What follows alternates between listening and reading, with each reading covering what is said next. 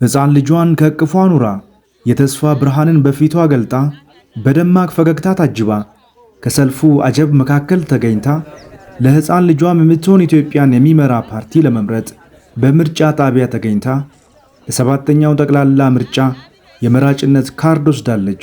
የደቡብ ኢትዮጵያ ክልል ደቡብ ኦሞ ዞን ዲመካ ዙሪያ ነዋሪ ወይዘሮ ቃቻ ዲላአ እናም እንዲህ አለች።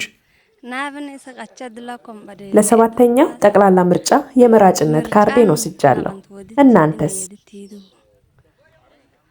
ኢትዮጵያ ዲሞክራሲያዊ ስርዓቷን ለማጽናት በቀጣይ ግንቦት ወር ለምታካሂደው ምርጫ ዜጎች ለመራጭነት የሚያበቃቸውን ካርድ በዲጂታልና በማኑዋል እየወሰዱ ነው።